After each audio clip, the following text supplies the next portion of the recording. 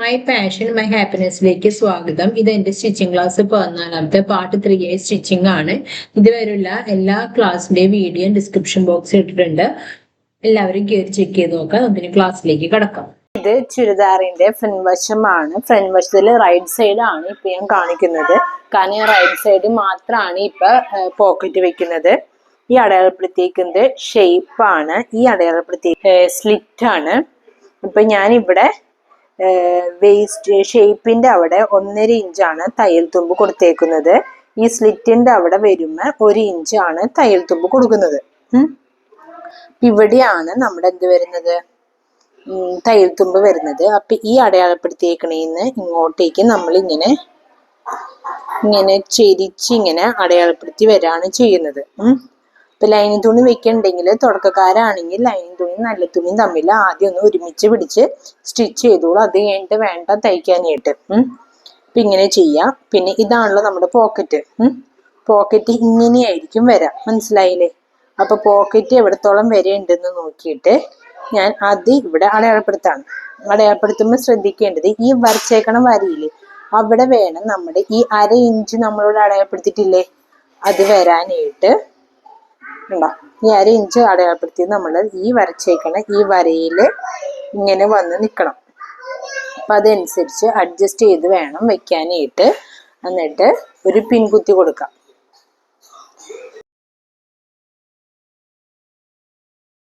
അപ്പൊ ഇങ്ങനെ ചെരിച്ചാണ് നമ്മുടെ തയ്യൽ തുമ്പ് ഇങ്ങനെ ചെരിച്ചാണ് പോകുന്നത്. അതുകൊണ്ടാണ് ഇങ്ങനെ ചെറിയൊരു സ്ലോപ്പ് പോലെ കാണുന്നത്.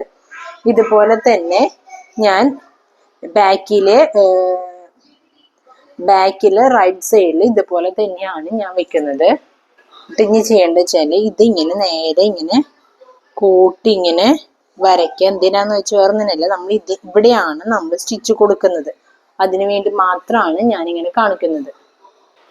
ഇത് ബാക്ക് സൈഡിലെ റൈറ്റ് സൈഡാണ് ഇപ്പൊ ഞാൻ കാണിക്കുന്നത്. ഇതും ഈ പറഞ്ഞ പോലെ തന്നെ ഇവിടെയാണ് എന്ത് വരുന്നത്, ഷേപ്പ് വരുന്നത്. ഇവിടെയാണ് സ്ലിറ്റ് വരുന്നത്. ഇവിടെ സ്ലിറ്റിന്റെ അവിടെ ഞാൻ 1 ഇഞ്ച് അടയാളപ്പെടുത്താണ്. ഷേപ്പിന്റെ അവിടെ എനിക്ക് 1.5 ഇഞ്ച് വരും. ഇങ്ങനെ വരും. അപ്പൊ ഇങ്ങോട്ടേക്ക് ഇങ്ങനെ ചെരിച്ച് ഇങ്ങനെ ഒരു വര വരച്ചു, മനസ്സിലായില്ലേ? എന്നിട്ട് ഞാൻ വെക്കാൻ പോണ പോക്കറ്റ് എടുത്തു. ഇതില് ഇവിടെയാണ് 1/2 ഇഞ്ച് അടയാളപ്പെടുത്തിയേക്കുന്നതും ഇവിടെയും 1/2 ഇഞ്ച് വരും. ഇവിടെയും 1/2 ഇഞ്ച് നമ്മൾ ഓൾറെഡി അടയാളപ്പെടുത്തിയിട്ടുണ്ട്. മനസ്സിലാവേണ്ടത് ഞാൻ വിചാരിക്കുന്നു. എന്നിട്ട് ഇതിങ്ങനെ വെക്കുക. ഇങ്ങനെ വെക്കുമ്പോ ഈ വരച്ചേക്കണ ഈ വര നമ്മളുടെ ഈ വരയുടെ നേർക്ക് നേർ വരണം. അതാണ് ഞാൻ ഇങ്ങനെ വെച്ച് കാണിക്കുന്നത്. കണ്ടില്ലേ? എന്നിട്ട് നമുക്ക് പിൻ കുത്തി കൊടുക്കാം.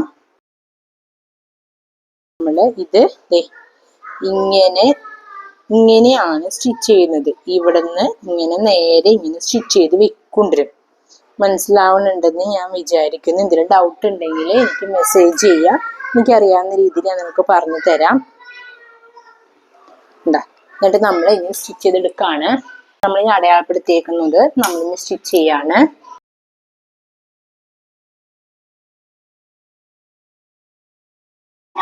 ഇനി അതുപോലെ നമുക്ക് ബാക്ക് സൈഡും കൂടി സ്റ്റിച്ച് ചെയ്യാം. ഇനി നമുക്ക് ടോപ്പ് തമ്മിൽ കൂട്ടി സ്റ്റിച്ച് ചെയ്യാം. ഞാൻ ഇവിടെ തയ്യൽ തുമ്പ് ഞാൻ 1.5 ഇഞ്ചാണ് കൊടുത്തേക്കുന്നത് കൊണ്ട് ഞാൻ 1.5 ഇഞ്ച് തയ്യൽ തുമ്പ് എന്നോട് അടയാളപ്പെടുത്താണ്.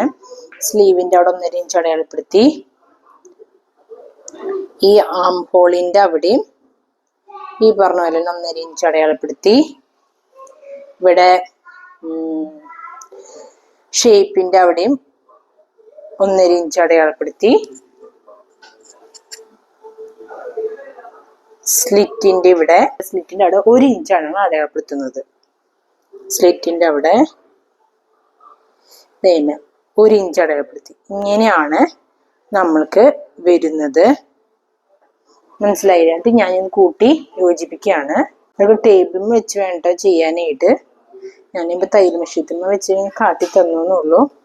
നമ്മൾ ചുരിദാറിന്റെ സൈഡ് അടിക്കാൻ പോവാണ്. നമ്മളിനെ 1.5 ഇഞ്ച് തയ്യൽ തുമ്പ് അടയാളപ്പെടുത്തി നമ്മളെല്ലാവരുടെയും ഇങ്ങനെ പിൻ കുത്തി വെച്ചു. കണ്ടോ? ഇവിടെയും 1.5 ഇഞ്ച് തന്നെ അടയാളപ്പെടുത്തി.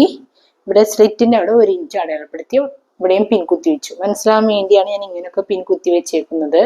കണ്ടോ, ഇങ്ങനെ നമ്മൾ സ്റ്റിച്ച് ചെയ്ത് ഇങ്ങനെ വരും. ഇവിടെ എത്തി കഴിഞ്ഞ് കഴിയുമ്പോൾ നമ്മൾ ഇവിടേക്ക് ഇങ്ങനെയാണ് സ്റ്റിച്ച് കൊടുക്കുന്നത്. കണ്ടോ, ഇങ്ങനെ സ്റ്റിച്ച് കൊടുത്ത് നേരെ ഇവിടെ വന്ന് ഇവിടെ കെട്ടിട്ട് നിർത്താണ് ചെയ്യുന്നത്. മനസ്സിലായെന്ന് വിചാരിക്കുന്നു. നമുക്കിനി സ്റ്റിച്ച് ചെയ്യാം.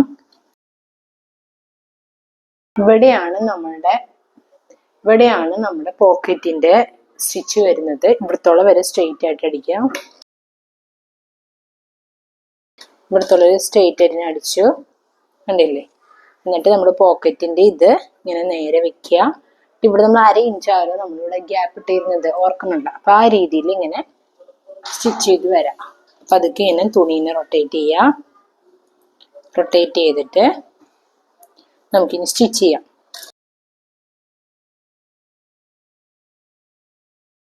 സ്റ്റിച്ച് ചെയ്ത് നമ്മൾ പോക്കറ്റിന്റെ സ്റ്റിച്ച് അവസാനിക്കുന്നത് ഇവിടെയാണ്. കണ്ടോ, ഇവിടുന്ന് ഇങ്ങനെ ഇവിടത്തോളം വരെ അവസാനിക്കും.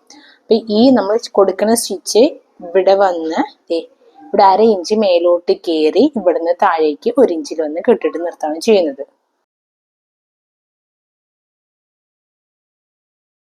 ഇവിടെ കെട്ടിട്ട് നിർത്തി.